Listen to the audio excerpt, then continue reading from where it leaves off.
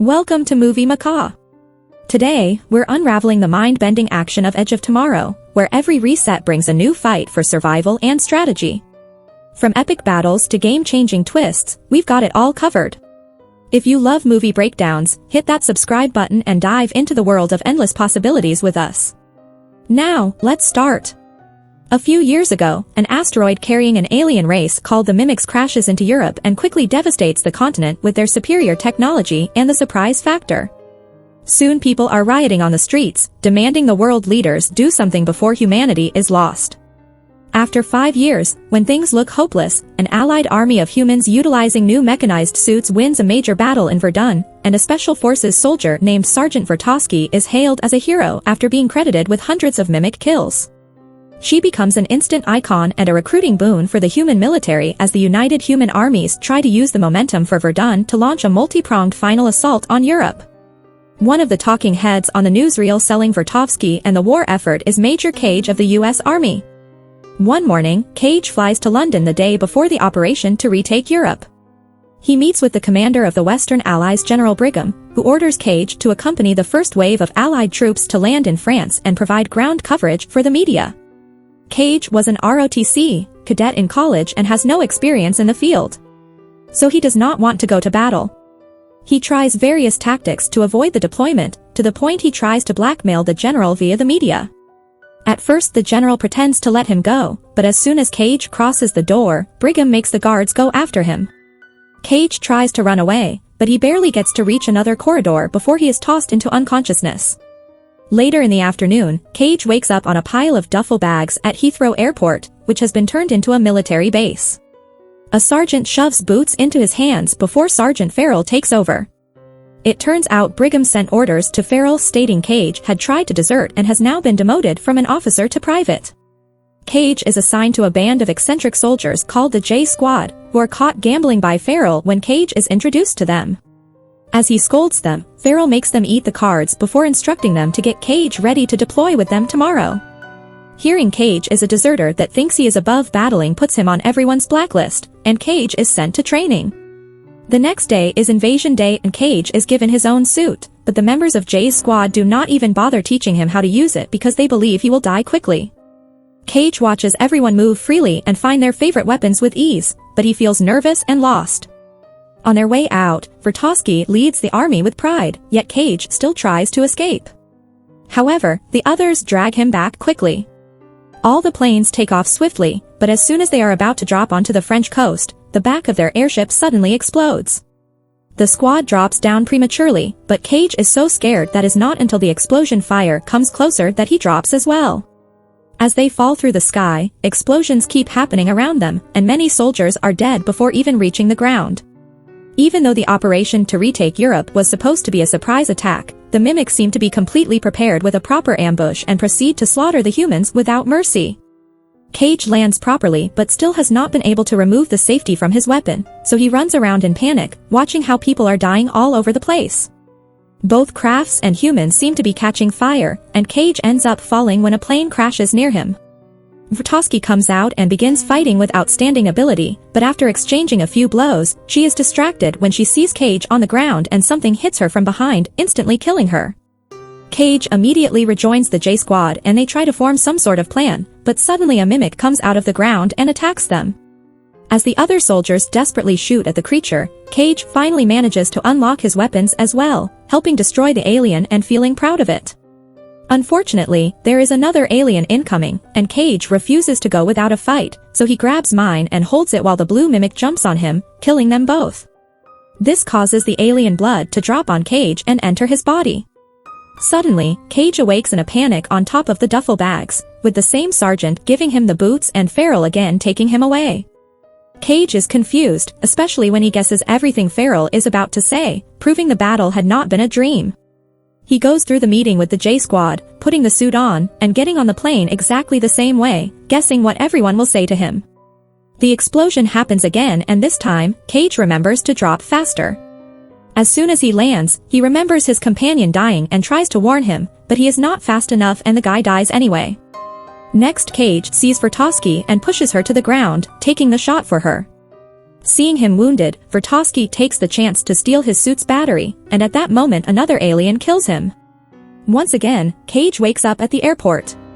Understanding that everything he saw is real and they will be jumping right into an ambush, he tries to warn Farrell about it, trying to prove his story by calling each J Squad soldier by name and revealing where they hid the cards. Unfortunately, he is not believed, and Cage is sent to the plane with tape over his mouth. The plane explodes, and Cage drops to then immediately save the other soldier, only to get killed instead. Cage finally understands that dying resets his day and begins using him to his advantage. Nobody believes what he says, so he just jumps into battle and tries his best to save people while getting killed over and over again. After dozens of failed attempts, he reaches one loop where he pushes Vertovsky far away enough to give her a few warnings while shooting at anything that gets too close without needing to look because he already knows where everything is. Vertovsky stares at him in shock but still believes everything he says, and when another alien is about to kill him, Vertovsky says find me when you wake up before they both die again. Cage awakens on the duffel bags again, but this time he starts cooperating with Farrell and J Squad in order to buy himself time to find Vertovsky. He shows good manners and even helps the squad hide the cards before Farrell sees them. Now every time they go training, he begins studying a way to sneak away. His first try consists of waiting for the exercise routine and rolling away into the traffic, but this gets him run over by a truck. After a few deaths, he manages to roll without trouble and hide behind the vehicle to escape. He enters the advanced training facility by dodging a few training machines, and Vertovsky looks down on him until he says she sent him. Vertovsky immediately knows what he is talking about and takes him away, saying he must not tell anyone except her because they will send him to the psych ward, which apparently already happened to her. Then she takes him to see Dr. Carter, who immediately believes everything and checks if this is the first time they are talking. It turns out Vertovsky used to have the looping power too, which is acquired from the blood of a blue alpha mimic, but she lost it after she got a blood transfusion. Cage has to always make sure he dies fully instead of being accidentally resuscitated like she was not to lose it too. This power is how she got that huge victory for womankind, and this is how the aliens always know when they are coming. Carter's theory is that all mimics are just neural manifestations of one overmind Omega alien creature, so he created a device that could locate the Omega if inputted into an alpha. But this experimentation got him fired and the machine was confiscated. To be able to find the Omega, first they need to win the invasion tomorrow. So Vertovsky begins training Cage in the advanced facility. The training machines are too fast and Cage cannot defend himself, so when he gets hurt, Vertovsky shoots him to restart the day. For the following 100 loops, Cage goes through the same routine over and over. He finds Vertovsky, explains everything from zero, and jumps into training right away. He gets better each time, learning patterns and managing to last longer in training almost like an expert, but Vertovsky still has to shoot him at the end of it every day. After being shot for the zillionth time, Cage has a vision of the Omega in a dam in Germany before waking up. He immediately goes to Vertovsky and Carter, who believes the visions are due to Cage in effect being an alpha now thanks to the blue blood. Now their next step is to survive the invasion to be able to escape to Germany afterward. Now the duo spends each loop discussing strategies with the knowledge Cage acquires, and in the morning, they enter the battle ready to fight. Through hundreds of loops, they fight and kill mimics over and over, dying every time and barely getting to advance a step or two on the field. Spending all this time together makes Cage develop affection for Vertovsky, even if she does not remember him to feel the same. So, when in one loop she dies early in the fight, Cage begins to wonder if this is worth it. During the few loops, Cage does not bother with the battle and tries to escape the base. Other soldiers try to stop him, but Cage goes through it so many times that he learns their moves and dodges them with his eyes closed. He takes a bike to the city and tries to get drunk at a bar, but at that moment, the aliens arrive through the river. Seeing civilians die makes Cage go back to training, impressing Vertovsky with his new skills. The next time they see Carter, he has found out the exact location of the dam, but Cage already knew and thinks it is pointless information if they cannot escape the invasion. Once again, Cage and Vertovsky go through a bunch of loops on the beach, killing mimics without mercy until they finally manage to run to a hill. Carter tells Vertovsky what vehicles not to take since apparently this is not the first time they are here, but he has not been able to escape the aliens yet. They get in a car with a trailer and speed up to reach the road as they avoid the bullets shot in their direction. The radio announces the aliens have reached London as a mimic jump on top of the trailer, quickly attacking with its tentacles. Taking advantage of the resulting hole in the car, Cage pops out and shoots at the mimic, immediately destroying it. As the duo drives away, Cage tries to bond with Vertowski, revealing the details he learned from other loops like her family situation. This time Cage learns that Vertowski used to have a significant other. He had been a soldier too, and she had to watch him die hundreds of times until she was out of the loop and he was dead for good. Eventually, the car runs out of gas and the suits run out of battery, so they leave them behind and enter a farmhouse they find near the road. There is a helicopter in the backyard, and Vertowski wants to use it to get away. Cage buys time by offering to patch up her wounds as he points out why the helicopter is a bad idea. Vertowski realizes Cage is trying to make her stay and demands the truth, so Cage reveals they have been here before many times and she always dies. He has not found a way to fix this, so he wants to continue alone. Feeling offended, Vertowski gets on the helicopter anyway and tries to fly off, but she does not know how to pilot it. After struggling with it and destroying the house in the process, the helicopter crashes and Cage has to watch her die again before the aliens arrive and kill him.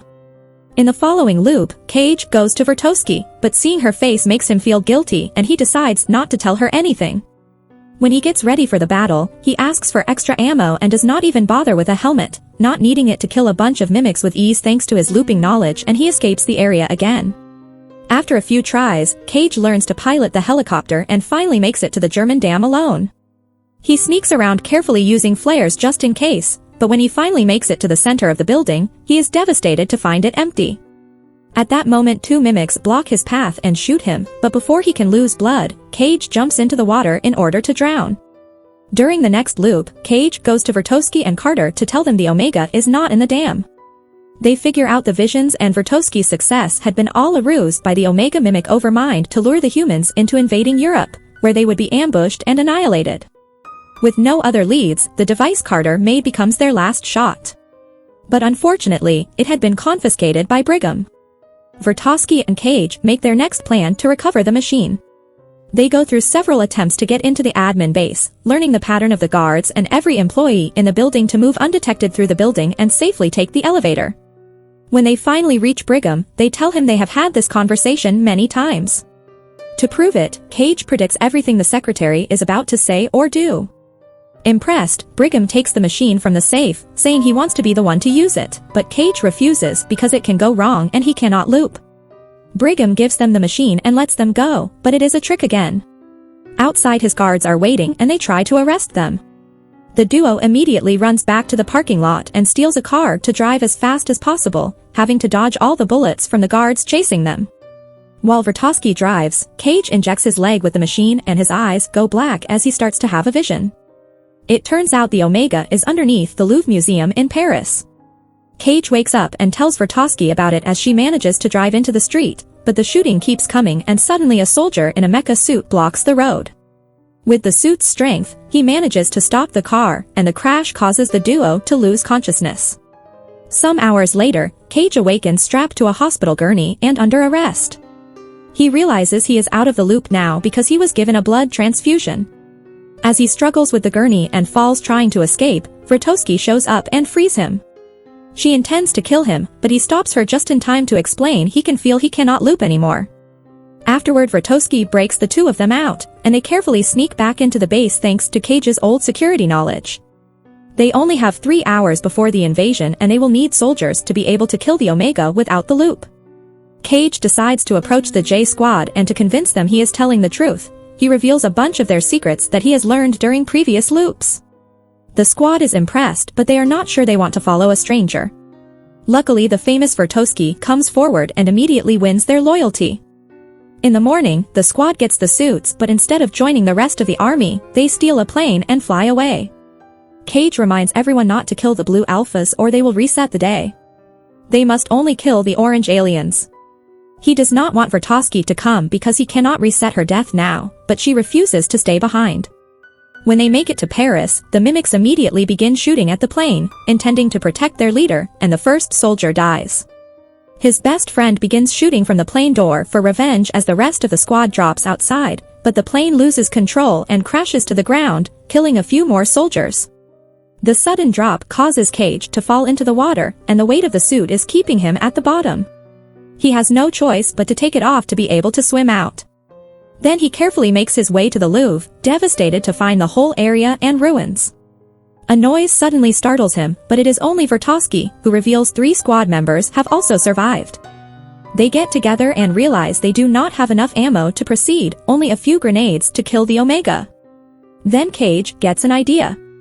The plane cannot fly, but its engine is working, so they could make it slide through the mimic defenders and right into the museum. The 2 soldiers that still have the suits move all the debris out of the way and decide to stay behind as backup. Vertovsky makes the plane move and the mimics immediately come after them, so the soldiers use their suits to engage them in a fight. They shoot all the ammo they have available and manage to kill quite a few orange aliens, but it is not enough and sadly they both get killed pretty quickly.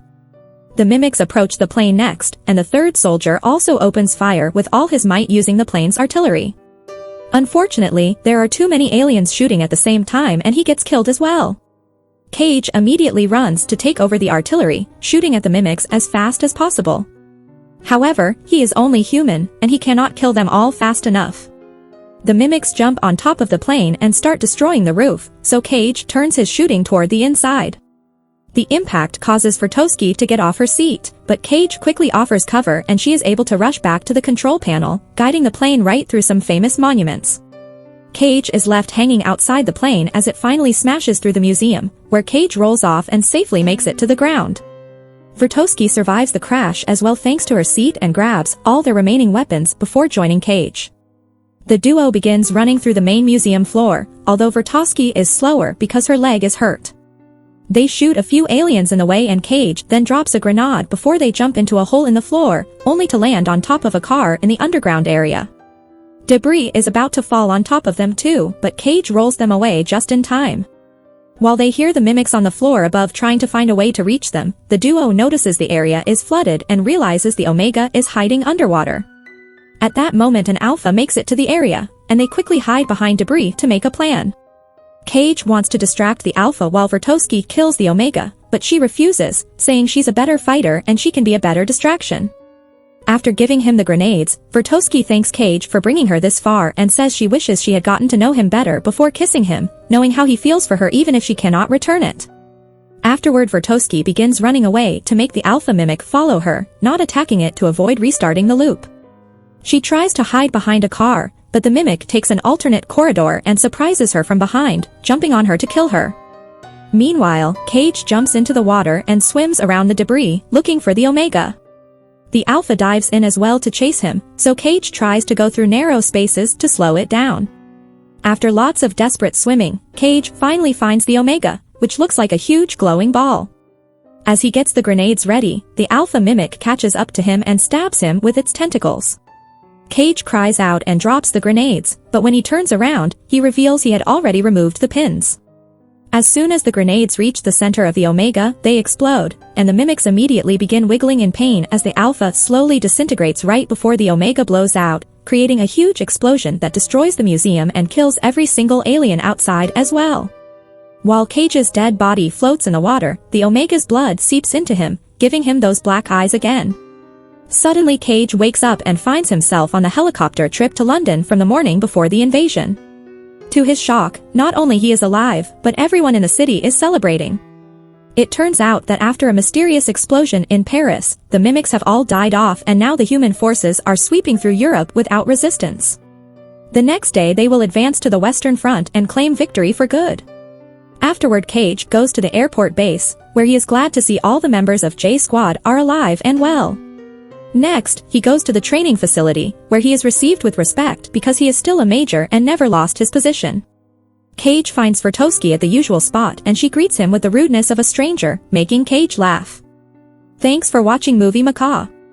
Edge of Tomorrow shows us that even in the face of endless resets, every choice matters.